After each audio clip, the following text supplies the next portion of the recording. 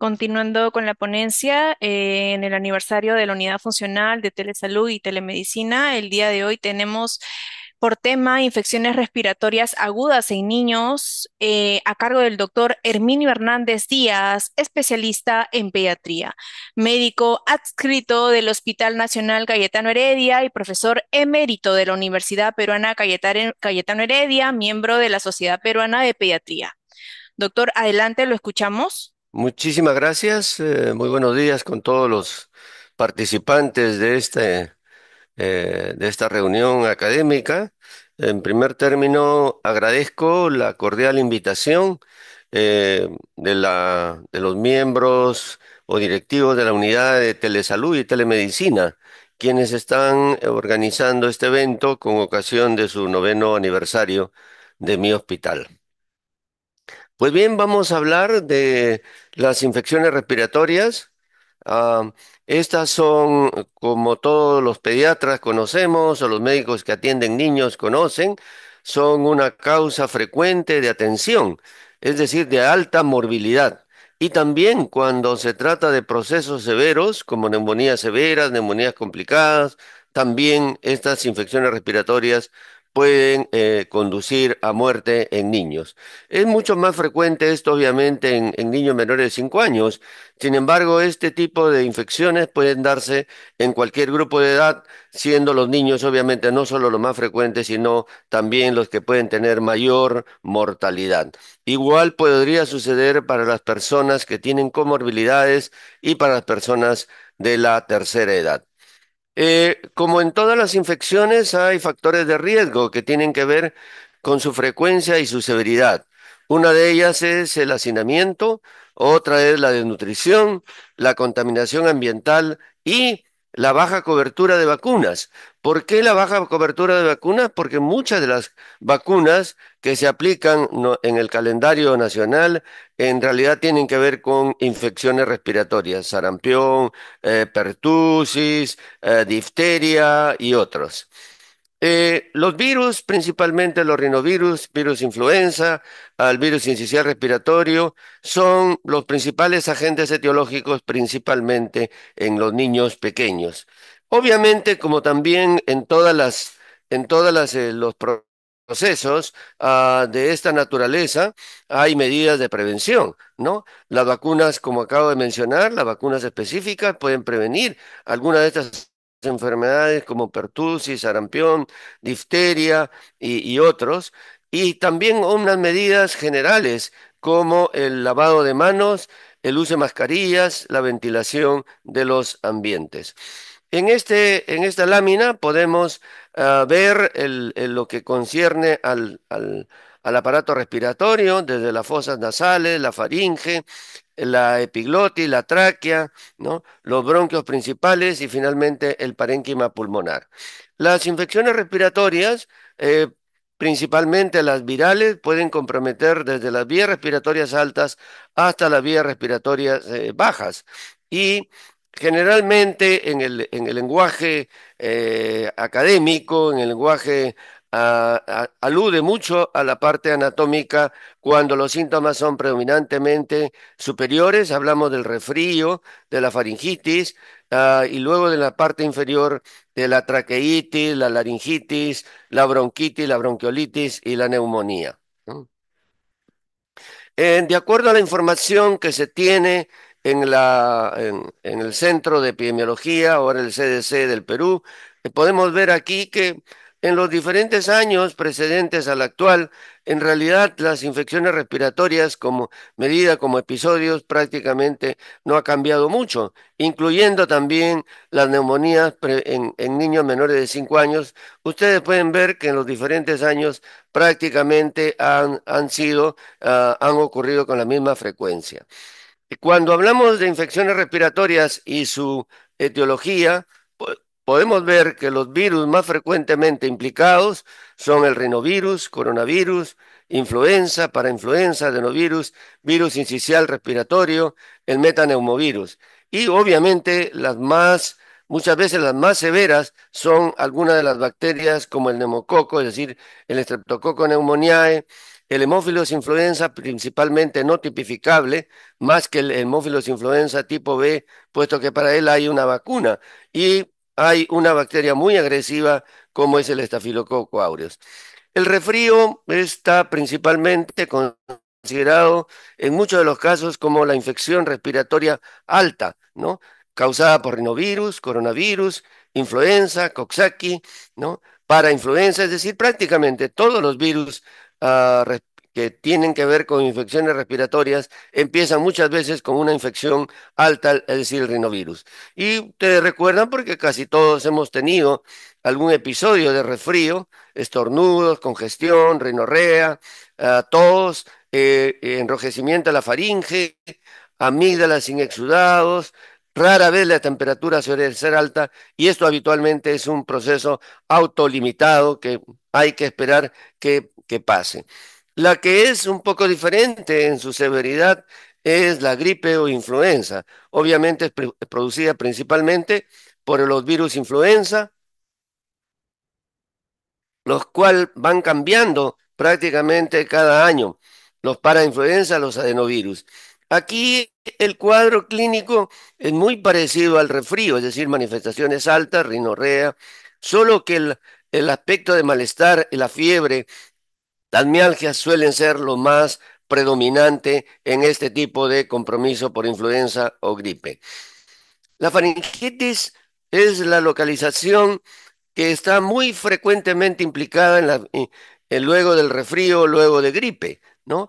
¿Por qué? Porque los virus no se quedan estacionarios en una sola localización anatómica, ¿no? Entonces hay obviamente faringitis de etiología viral, que son la más frecuentemente en su ocurrencia o en su frecuencia, y aquí sí hay bacterias que tienen una predominancia como es los estreptococos.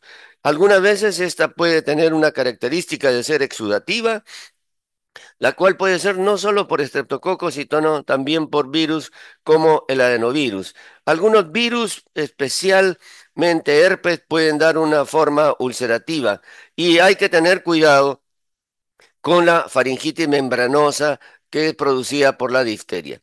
Cuando hablamos de una faringitis estreptocócica, cuando se trata de niños mayorcitos, ¿no? La faringitis estreptocócica suele ser en niños mayores de 3 años. Allí generalmente hay, obviamente, compromiso de la garganta, como ustedes pueden ver, unas amígdalas muy crecidas, muy eritematosas y lesiones petequiales sobre el paladar, ¿no? Esto, acompañado de adenopatías cervicales, es lo que distingue a la faringitis de etiología viral, ¿no? Entonces, en el examen uno va a ver estas amígdalas muy grandes, las adenopatías, las petequias y muchas veces acompañándose de un brote de tipo escarlatiniforme, ¿no? Hay algunos virus que pueden dar algunas manifestaciones particulares pareciéndose inicialmente a la faringitis estreptocócica, es decir, dolor, congestión, adenopatías, pero en ese caso, cuando se trata de virus de Epstein-Barr, que es uno de los principales agentes de la mononucleosis infecciosa, las adenopatías no solo son cervicales, sino generalizadas, ¿no? Y puede haber un exudado, ¿no? Como ustedes pueden ver en esta lámina. Y una de las diferencias más importantes con la faringitis estreptocócica es fundamentalmente que hay hepatoesplenomegalia, cosa que no vamos a ver en la faringitis estreptocócica. El diagnóstico de mononucleosis se hace por la clínica, se parece mucho a la faringitis estreptocócica, solo que se adiciona al cuadro adenopatías generalizadas y no localizadas como la faringitis estreptocócica, visceromegalia y la presencia de un brote. Y un hecho característico en la mononucleosis infecciosa es la presencia de linfocitosis y monocitosis que supera el 50% en la fórmula leucocitaria y la presencia de linfocitos atípicos en más del 10%. Cuando uno tiene un cuadro de esta naturaleza, lo que corresponde es pedir una serología específica para el virus de Epstein-Barr. Hace muchos años que no tenemos ya brotes de difteria, ¿no? La difteria es típicamente una faringitis membranosa que comienza con malestar general, dolor de garganta, rápidamente aparece este exudado, ¿no? Que lo que diferencia de los otros exudados, como ustedes pueden ver en la lámina, es que sobrepasa lo que es claramente solo el área amigdaliana. Aquí esta membrana está yéndose sobre la úvula y sobre el paladar. Y si regresamos a tanto a esta faringitis por virus de Epstein-Barr, mononucleosis, o la faringitis estreptocócica, cuando tiene membranas, nunca va más allá de lo que es el área estrictamente faringoamigdaliana. La faringitis por difteria, que es una de las formas de presentación, hay que actuar muy rápido. Esto es una enfermedad que puede ser muy tóxica, que puede dar rápidamente miocarditis y después polineuritis. Hay que actuar porque hay que darle no solo el tratamiento antibiótico para combatir el Corynebacterium diphtheriae, sino para combatir la toxina, bloquear la toxina con una antitoxina diftérica. Cuando uno tiene las molestias faringias y hay rinitis y hay tos, hay ronquera o hay conjuntivitis, y el niño tiene una edad menor de 3 años, hay que pensar que esa faringitis básicamente es viral y no bacteriana. En la faringitis estreptocócica no hay tos, no hay conjuntivitis. Entonces hay que tener presente ello para hacer el diagnóstico correcto y no sobreusar antibióticos. La siguiente localización, siguiendo el orden descendente, es la laringotraqueitis o laringitis o croup. Esto es principalmente de etiología viral, como ustedes pueden ver en la lámina. Y los virus más frecuentemente implicados en croup o laringotraqueitis o laringotraqueobronquitis son los virus para influenza 1, 2 y 3. Pero como ustedes pueden ver, pueden haber otros virus, ¿no? Y la etiología bacteriana, principalmente la difteria.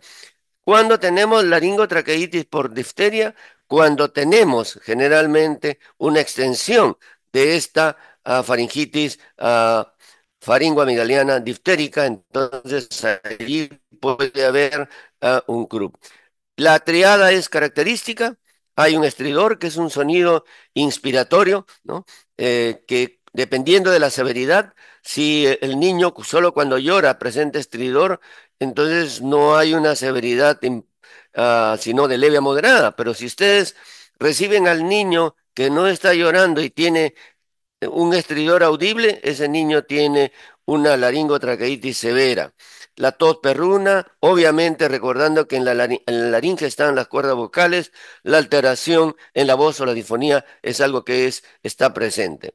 Generalmente empieza con manifestaciones respiratorias altas, rinorrea, tos, ¿no? Rápidamente aparecen los síntomas típicos del compromiso laringio, disfonía, tos perruna, y el grado de obstrucción, dependiendo de la severidad de la obstrucción, vamos a tener un estridor que inicialmente es cuando el niño llora y cuando el niño está en reposo, entonces esto indica que hay una severidad, lo cual también se va a ver por tirajes supraesternales, ¿no?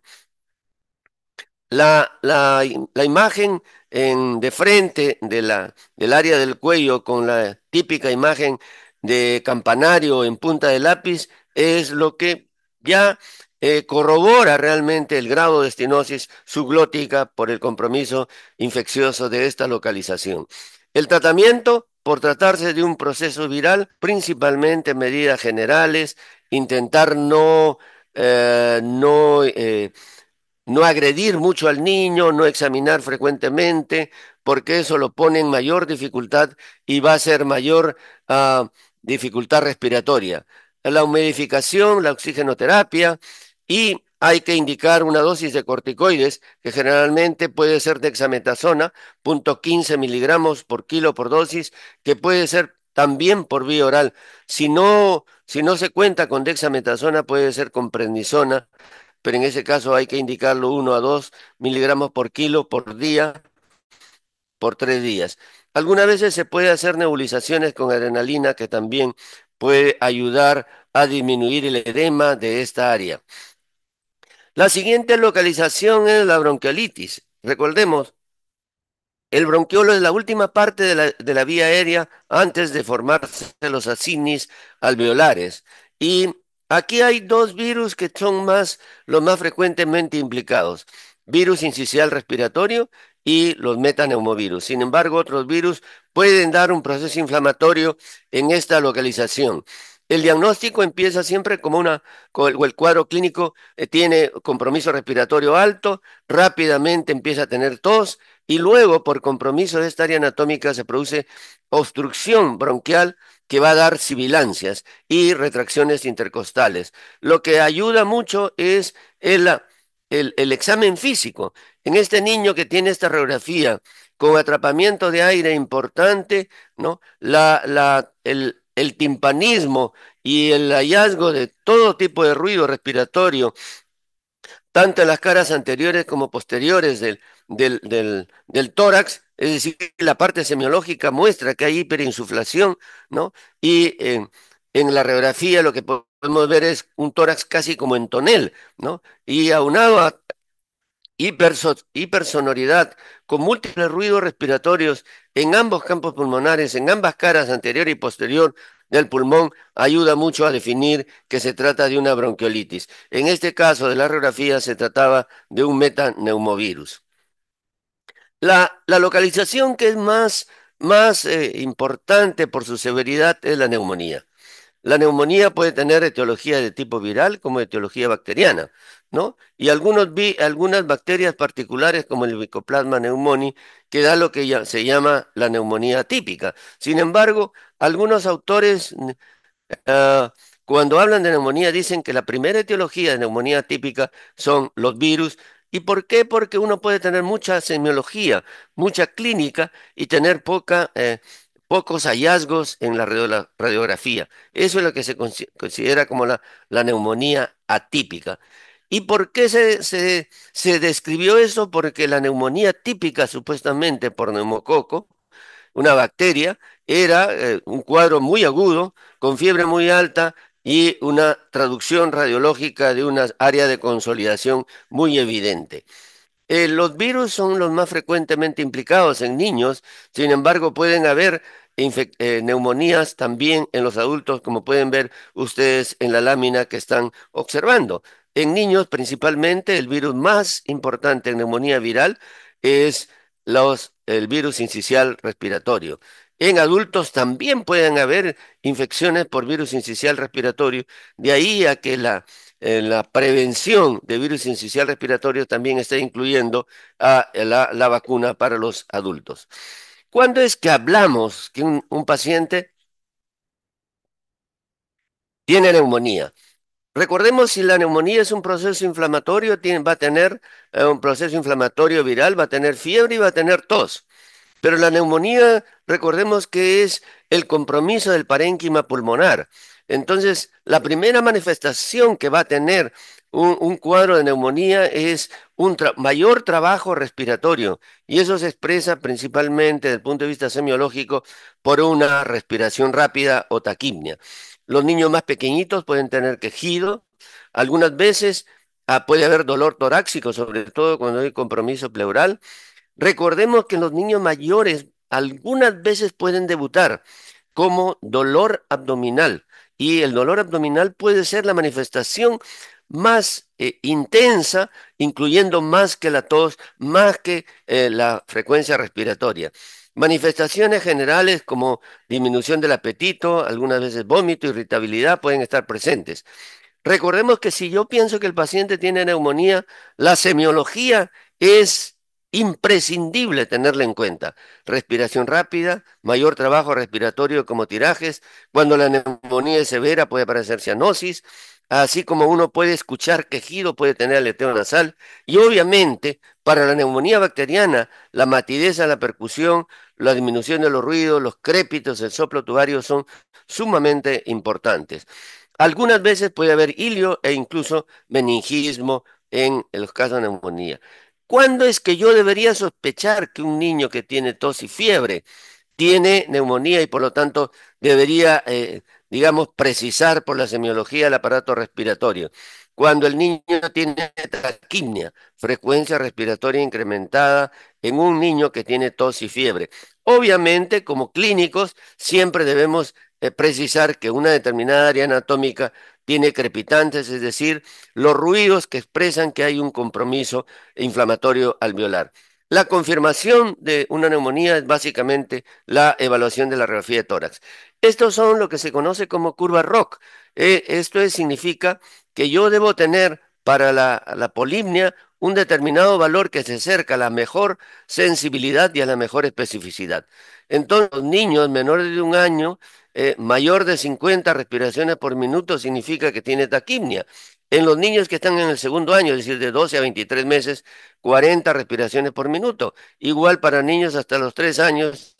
Y después de los 3 años, probablemente una frecuencia respiratoria mayor de 30, como se expresa en esta lámina inferior de la curva ROC correspondiente, más 30 o más respiraciones por minuto, significa que tiene taquipnia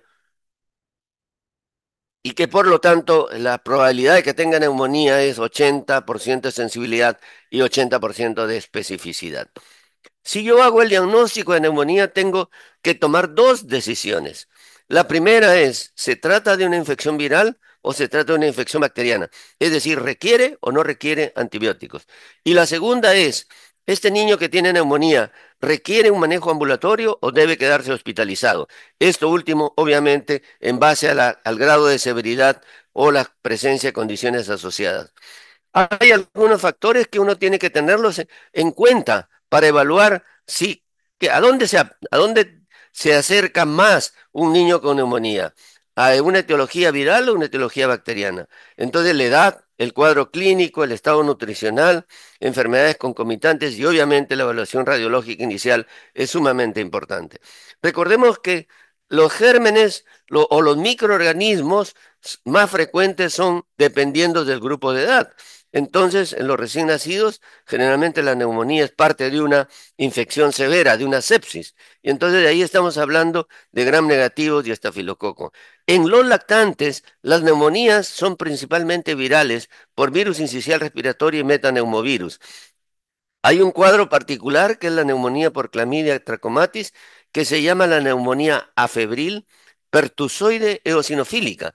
Se trata de una bacteria muy particular que el niño se contagia en el momento que nace y entonces a las 2 semanas que nace puede tener una conjuntivitis y al mes o a los 2 meses puede tener compromiso neumónico y no hace fiebre, por eso se llama neumonía afebril pertusoide porque tiene una tos intensa y eosinofílica porque en realidad puede tener eosinofilia en sangre periférica. Si ustedes reciben un niño entre 1 y 3 meses que se parece a una bronquiolitis desde el punto de vista clínico y radiológico, pero que no tiene fiebre, busquen el hemograma si tiene eosinofilia. Pregunten si no ha tenido conjuntivitis a las 2 o 3 semanas de vida y por lo tanto sospechar que tiene clamidia para pedir la prueba específica e indicarle un macrólido. Las neumonías mucho más severas obviamente son por bacterias como estreptococo, hemófilos influenza, principalmente no tipificables, y estafilococo. Tanto en preescolares y escolares, las neumonías generalmente son de etiología bacteriana por neumococo, hemófilos no tipificables y en los niños mayorcitos, Mycoplasma pneumoniae. En el cuadro clínico tenemos que tener en cuenta que las neumonías bacterianas son mucho más agudas, con mayor compromiso del estado general, ¿no? Son generalmente, las neumonías bacterianas son generalmente localizadas, a diferencia de las neumonías virales que son más difusas. El estado nutricional, los niños desnutridos, hay que tener mucho cuidado con ellos porque no solo pueden tener esos gérmenes que he mencionado de acuerdo a la edad, sino también otros microorganismos oportunistas. Enfermedades concomitantes, asma y otras enfermedades que ahora los niños son mucho más frecuentes de controlar y por lo tanto tener un hándicap en contra de otros microorganismos y por lo tanto tener neumonías por otras etiologías. Y obviamente la evaluación radiológica, ¿no? Si lo que yo tengo es atrapamiento de aire, imágenes iliofugales, infiltrados discretos, poco definidos y ausencia de derrame pleural, debo pensar que lo más probable es que tenga una neumonía de tipo viral. Obviamente que en esas condiciones debe haber una hiperinsuflación pulmonar en la radiografía, no, atrapamiento de aire con hipersonoridad y muchos ruidos, tanto en la cara anterior, la cara posterior, tanto arriba como abajo, incluyendo roncantes y sibilantes. La neumonía bacteriana, los infiltrados son más definidos, ¿no? Y que puede haber presencia de derrame pleural. En el 25% de las neumonías bacterianas hay derrame pleural. Algunas veces uno puede ver neumatoceles cuando hay destrucción en la pared alveolar. En estos casos hay claramente un área de matidez, hay una disminución de la sonoridad, hay presencia de crépitos en esa área donde en la radiografía voy a ver el infiltrado. Esta radiografía corresponde a una neumonía viral y obviamente esta radiografía corresponde a una neumonía bacteriana. Si la decisión de si lo hospitalizo o se va depende de la severidad. Si estoy sospechando que el paciente tiene neumonía bacteriana y se trata de niños pequeños, puedo usar amoxicilina, ¿no? O puedo usar eritromicina si el niño es mayor, ¿no? ¿Y qué cosa me debe indicar que ese niño tiene que quedarse hospitalizado? Dificultad respiratoria importante, tirajes severos, aspecto tóxico. Si el niño ha tenido un manejo ambulatorio y este ha fallado, si el niño es un niño pequeño, tiene 3 meses, 4 meses y tiene neumonía, mejor déjenlo hospitalizado para observarlo las siguientes 24 o 48 horas. Si el niño ha tenido una neumonía recurrente, es decir, tres episodios de neumonía en el último año, mejor que se quede para estudiar cuál es su causa de neumonía y descartar sobre todo malformaciones pulmonares. Si el niño tiene una enfermedad de fondo asociada a una comorbilidad, mejor lo dejan, ¿no? Lo hospitalizan. Si el niño tiene desnutrición severa, aun cuando parezca que no está tóxico, es mejor que se quede para determinar bien qué es lo que tiene realmente. En los lactantes, ceftriaxona, cuando se hospitaliza, en los preescolares y escolares, probablemente también ceftriaxona y penicilina G sean las drogas de elección. La hospitalización implica decidir una terapia antibiótica si es que lo amerita, dar una terapia de hidratación adecuada. Seguramente el niño va a tener necesidad de oxigenoterapia. Si tiene dificultad respiratoria, requiere recibir oxigenoterapia, ¿no? Y eso uno lo puede determinar rápidamente con la pulso oximetría. Si la saturación de hemoglobina, de oxígeno de la hemoglobina es menor de 92, no es mejor, está indicado que reciba oxigenoterapia. ¿Qué cantidad de oxígeno? La que es necesaria para recuperar a por encima de 94% de saturación, ¿no? Si el niño tiene una gran dificultad respiratoria y aun cuando parezca que no necesita oxígeno, es mejor que reciba oxígeno, ¿no? Si el niño tiene alguna complicación como derrame pleural, necesitamos estudiar ese líquido y requiere una toracocentesis y probablemente algún manejo del derrame pleural. En la Organización Mundial de la Salud y sobre todo la Organización Panamericana de la Salud hace algunos años introdujo una estrategia de atención que se llama Atención Integrada de Enfermedades Prevalentes de la Infancia. Y como ustedes verán, es prevalentes, y una de las enfermedades prevalentes son obviamente la neumonía dentro de las infecciones respiratorias.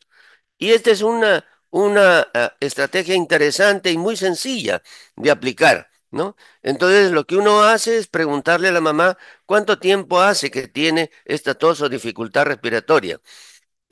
Cuenta la frecuencia respiratoria para determinar, de acuerdo a su grupo de edad, si tiene o no tiene respiración rápida. Se mira si tiene tiraje, y se escucha si hay estridor y obviamente si hay sibilancias o no. Y obviamente uno puede catalogar si el niño tiene algún signo de peligro, que puede ser que es incapaz de beber, que tiene somnolencia, que ha tenido convulsiones, que vomita todo, eso significa que tiene una severidad y ese niño tiene que ser derivado a un hospital. Igualmente si tiene estridor en reposo. Si no tiene signos de peligro, pero tiene tiraje subcostal, tiene una neumonía grave y por lo tanto también tiene que ser referido a un hospital. Si el niño no tiene signos de peligro ni tiraje, pero tiene respiración rápida, ese niño puede ser manejado en forma ambulatoria, porque tiene neumonía y por lo tanto vamos a indicar los antibióticos. Si tuviera sibilancias, hay que tratar de las sibilancias.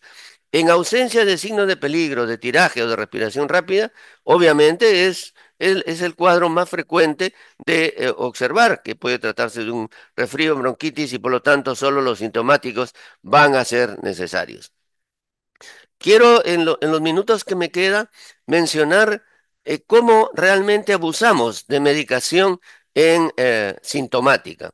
Si el niño tiene rinorrea, habitualmente usamos antihistamínicos. Si tiene congestión, los diferentes descongestionantes. Si tiene tos, usamos los antitusígenos y si tiene fiebre o malestar general, los antipiréticos.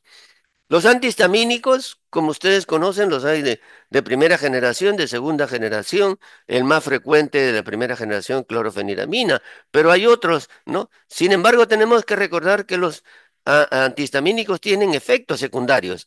Muchas veces, si bien es cierto, puede dar sedación, pero puede haber irritabilidad en los niños como consecuencia del uso de los antihistamínicos. Pero lo más serio es que la histamina no es un mediador en las diferentes manifestaciones del resfrío común o de las manifestaciones de los síntomas respiratorios altos. Son otros los mediadores, quininas y bradiquininas. Por lo tanto, los antihistamínicos no tienen ningún lugar en el manejo sintomático de las manifestaciones respiratorias. Veamos los descongestionantes. Los descongestionantes efectivamente producen vasoconstricción, tanto cuando se recibe por vía oral o cuando se recibe por vía tópica. Y los hay como la pseudoefedrina, la fenilefedrina. Sin embargo, si nos acostumbramos a usar esto de manera crónica, puede haber lo que se conoce como el signo del rebote, el efecto de rebote, es decir, retirado o pasado su efecto, el niño puede tener una congestión mucho mayor que antes de usarlo. Además que como recordemos que estos tienen un efecto adrenérgico, puede haber taquicardia, irritabilidad, hipertensión, sobre todo cuando sobreusamos. Las mamás muchos se preocupan por el tratamiento de la tos. Quieren que se les suspenda la tos. Sin embargo, recordemos que la tos cumple dos funciones principales: la expulsión de material extraño y la remoción del exceso de secreciones. Por lo tanto, la tos es un mecanismo reflejo de protección del árbol respiratorio, ¿no? No hay receptores para la tos en los alvéolos, no hay un centro definido de la tos y la tos se puede inhibir voluntariamente. Lo más frecuente de tos, de la causa de tos, es la bronquitis aguda. Entonces tenemos que recordar que efectivamente hay antihistusígenos, tanto de acción central como derivados de opiáceo, de la codeína, o no opiáceos como el dextrometorfano. Pero los anestésicos locales también pueden tener un efecto antitusígeno. Los antihistamínicos, por su acción sedante, pueden tener un efecto antitusígeno, ¿no? Se ha descrito una intoxicación severa por depresión central por el uso de codeína, ya que este es un opiáceo, ¿no? Y los antihistamínicos están contraindicados cuando la tos tiene secreciones. Lo más importante es recordar que hay una serie de causas de la tos, ¿no? Las bronquitis, el asma, infecciones específicas como pertusis, ¿no? Infecciones como por micoplasma, la tuberculosis, sobre todo si la tos tiene más de un mes en niños y más de 2 semanas en adultos, siempre hay que pensar que puede haber una enfermedad como tuberculosis y estudiarla correctamente. Algunas causas de compromiso como bronquiectasias, cuerpos extraños, fibrosis quística pueden ser la causa más importante. Lesiones focales, cuerpos extraños, ¿no? Y también hay obviamente una tos psicógena, ¿no? Se presenta principalmente en los adolescentes, ¿no? Que es para llamar la atención y la tos refleja por el goteo postnasal. Los niños pequeños cuando tienen una infección respiratoria alta, tienen así como se viene el moco para la parte anterior, también el moco se va para la parte posterior y eso se conoce como el goteo postnasal y por lo tanto el niño va a tener una tos refleja. No, no es que venga desde la parte inferior. En casos de reflujo gastroesofágico también. Entonces es importante conocer cuál es la causa de la tos más que empezar a dar un antitusígeno, ¿no?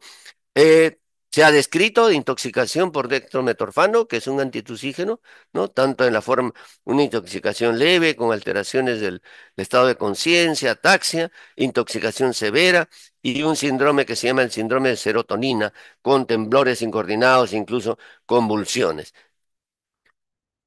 Los mucolíticos y expectorantes, como la N-acetilcisteína o eyaculato de glicerilo, en realidad no han demostrado que cambien sustancialmente el tiempo de duración. Es necesario recordar que muchas veces los diferentes jarabes, ¿no?, que se usan en la tos, en el resfrío común, contienen más de un tipo de medicamentos y muchas veces estos pueden cambiar su fórmula o tienen una combinación irracional, tienen un expectorante con un antitusígeno. Entonces, le damos un expectorante como bromexina para que se fluidifique las secreciones y le bloqueamos la tos con dextrometorfano. Eso es obviamente una combinación irracional. Por suerte ya no tienen alcohol, ¿no? Periódicamente pueden cambiar su composición sin cambiar su nombre. La fiebre es, como hay que recordar, es una elevación de la temperatura debido a un cambio en el centro termorregulador, ¿no? Es un indicador frecuente de enfermedad, de ahí la preocupación de la familia cuando el niño tiene tos, entonces causa ansiedad en los padres, en la familia. Pero recordemos, la fiebre es un mecanismo de defensa. Los antipiréticos disponibles, paracetamol y ibuprofeno, hay que usarlos cuando el niño realmente tiene fiebre y está muy fastidiado por la fiebre. ¿Qué recomendaciones tenemos para el tratamiento sintomático? Hay que explicar a la madre el curso y duración de los síntomas. No hay que utilizar antihistamínicos porque son innecesarios, ¿no? No hay que utilizar antihistamínicos, perdón, antitusígenos si la tos es productiva. Si la tos es seca y es nocturna, probablemente hay que pensar que puede haber broncoconstricción y usar de repente un broncodilatador más que un antitusígeno. No hay que indicar descongestionantes tópicos. Puede producir el síndrome de rebote o el efecto de rebote. Y se puede obviamente emplear un antipirético si la fiebre es alta y causa malestar al niño que tiene manifestaciones respiratorias. Muy bien, era lo que yo tenía para ustedes, ¿no? En una sesión maratónica de unos minutos sobre un tema sumamente frecuente en la atención de niños. Muchas gracias.